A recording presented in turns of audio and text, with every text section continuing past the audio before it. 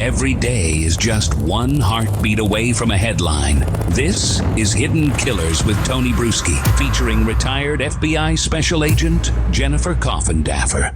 The other thing is with Farwell, they need to look at all his interaction with other females that he's had cases against.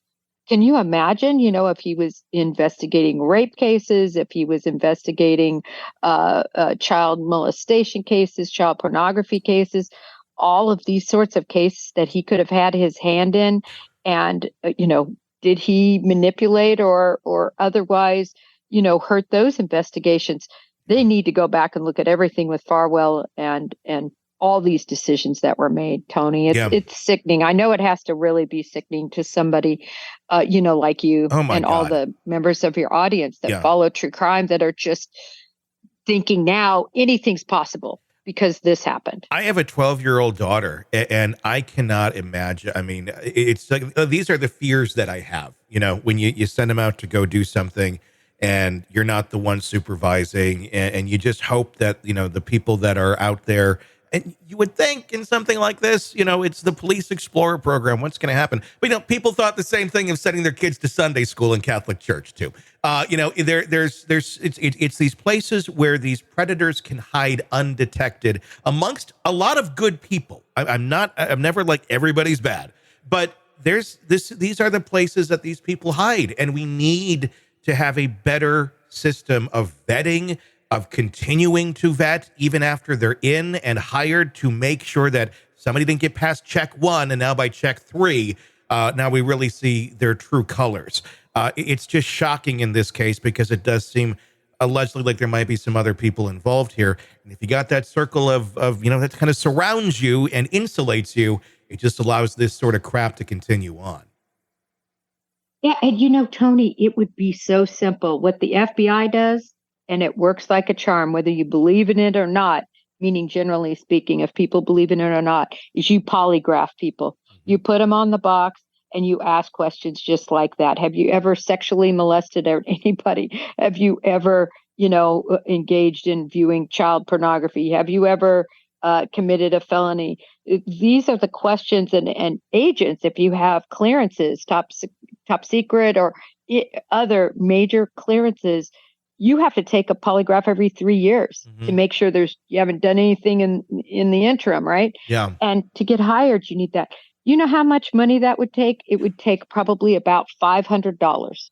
Yeah. To have a polygrapher who's a retired FBI agent who has no affiliation with the department to come in and give an hour-long exam.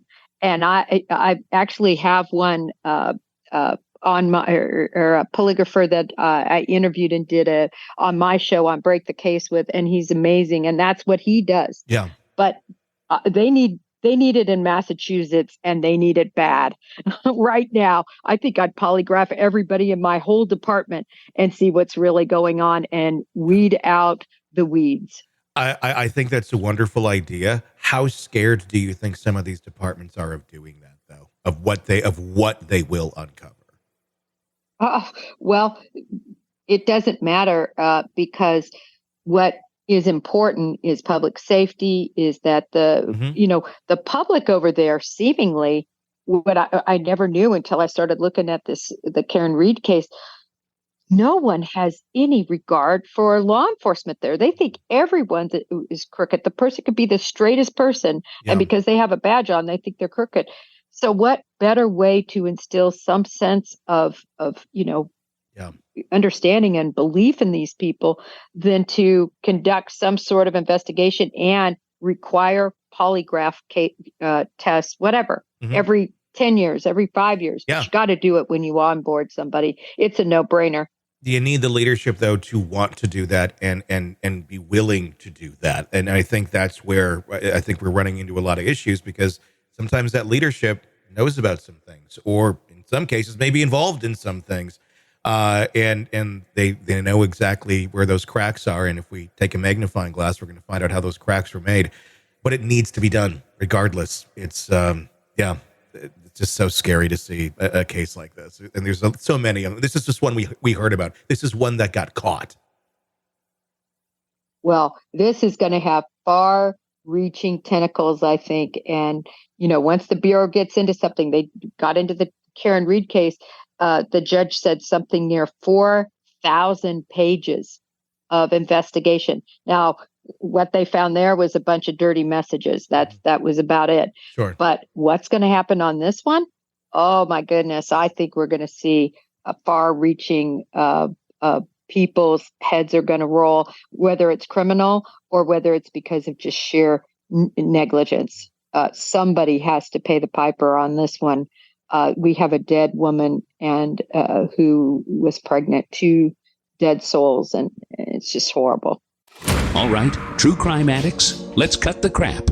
You're knee-deep in the gory details of your favorite podcast when suddenly a commercial hits like a bad meal. Seriously? You deserve better. Upgrade to True Crime Today Premium Plus on Apple Podcasts, where you can binge without those annoying ads. Plus, get extended interviews that go deeper into the darkness and early access to episodes so you can be the first to know. It's like trading up from fast food to fine dining, but with more blood. So, go ahead. Search for True Crime Today Premium Plus on Apple Podcasts. Subscribe and feast on the good stuff.